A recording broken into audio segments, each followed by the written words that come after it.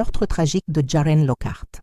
En juin 2012, la disparition soudaine de Jaren Lockhart, jeune danseuse exotique et mère d'un enfant, à la Nouvelle-Orléans, Louisiane, a plongé la communauté dans la stupeur. Ses proches, rongés d'inquiétude, ont sombré dans le désespoir.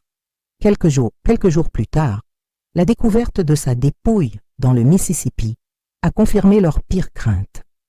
L'enquête pour homicide qui s'en est suivie a été relatée en détail dans le documentaire Lethally Blonde, Burlesque and Blood, diffusé sur Investigation Discovery grâce à des interviews exclusives des enquêteurs. La dépouille de Jaren Lockhart a été retrouvée sur une plage du Mississippi quelques jours après sa disparition. Née le 28 février 1989 dans la paroisse de Sainte-Hélène, en Louisiane, Jaren Ann Lockhart était la fille adorée de Donna Lockhart et de Pete Singer. Élevée dans un foyer aimant et attentionné, elle était entourée de ses frères, Lance David Lockhart et Nick Swain, et de ses sœurs Nikki, Andrea et Alyssa Swain. Elle s'installa ensuite à la Nouvelle-Orléans, en Louisiane, où elle commença à travailler comme danseuse exotique. Vers l'âge de 19 ans, elle devint la mère de sa fille bien-aimée, Riley Ann Lockhart, qu'elle chérissait. Jaren se réjouissait d'élever Riley et de la voir réussir dans la vie, mais le destin a brisé tous ses espoirs. Cette jeune mère de 23 ans a soudainement disparu de son domicile à Kenner, en Louisiane, le 6 juin 2012. Vers 5h30 du matin, son petit ami de l'époque s'est inquiété de son absence au téléphone. Le lendemain, le 7 juin, sa disparition a été signalée. Le même jour, des restes humains ont été retrouvés sur la plage de Bay St. Louis, dans le Mississippi. 2 jours plus tard, le 9 juin, d'autres restes et des vêtements ont été découverts à Pass Christian et à Long Beach. En consultant les signalements de disparition, les enquêteurs ont trouvé le nom de Jaren et ont confirmé que les restes lui appartenaient grâce à l'ADN de sa fille. L'autopsie a révélé que la cause du décès était une blessure mortelle par arme blanche à la poitrine. Des ecchymoses ont également été constatés au niveau du cou, du torse, des bras et des jambes. Ces blessures indiquaient que plusieurs personnes pouvaient être responsables de l'homicide. Il est également probable qu'elle ait subi un traumatisme crânien. Pour le démembrement, le ou les auteurs ont vraisemblablement utilisé une lame et une scie avant de se débarrasser du corps. Les tueurs ont approché Jaren Lockhart sur son lieu de travail. Après l'identification des restes de Jaren Lockhart, les autorités du comté de Hancock, du Mississippi et de la Louisiane ont immédiatement entamé l'enquête. En retraçant ses déplacements le jour de sa disparition, elles ont appris qu'elle s'était rendue à son lieu de travail, le club Temptations sur Bourbon Street, dans le Vieux-Carré, où elle avait rencontré un couple, Terry Speaks et Margaret Sanchez. Selon les rapports d'enquête, le couple a demandé à des danseuses de les accompagner. C'est ainsi qu'ils ont abordé Jaren, qui a accepté de les suivre. Une serveuse du club a déclaré aux enquêteurs que Jaren lui avait confié avoir besoin d'argent pour payer son loyer et acheter de la drogue. D'après les témoignages, elle est partie avec le couple vers 2 heures du matin, le 6 juin 2012. Par ailleurs, les enquêteurs ont visionné les images de vidéosurveillance du club de striptease, qui montraient Jaren quittant les lieux avec Terry et Margaret.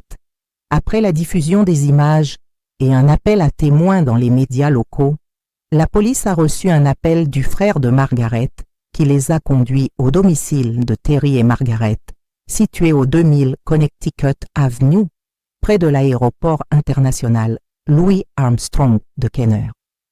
Le 12 juin 2012, le couple a été arrêté dans la paroisse de Tangipahoa après que Terry eut fourni de faux noms et de faux numéros de sécurité sociale à la police. Il a également tenté de fuir les policiers en courant dans un champ voisin avant d'être appréhendé. La police a ensuite perquisitionné le domicile du couple et saisi leurs appareils électroniques.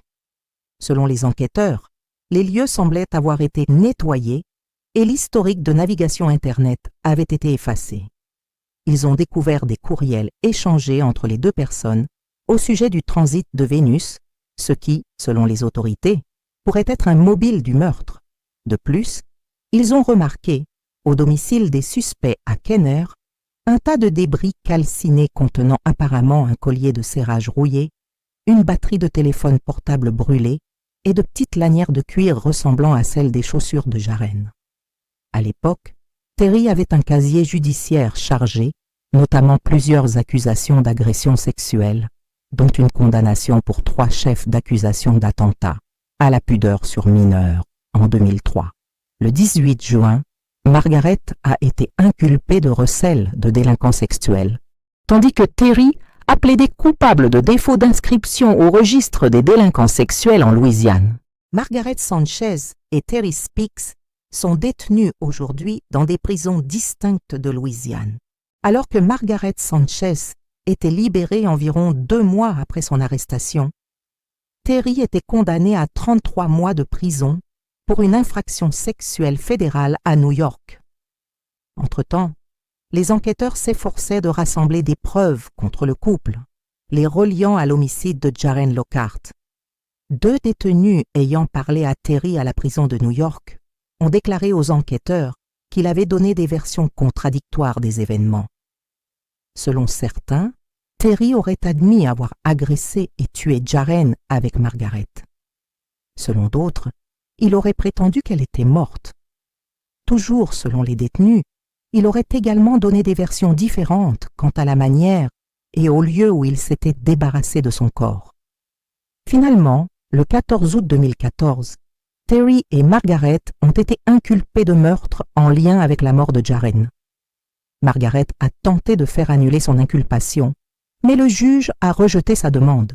Quelques mois plus tard, le 19 juin 2015, Terry a été reconnu coupable de meurtre au second degré, d'entrave à la justice et de complot en vue d'entraver la justice.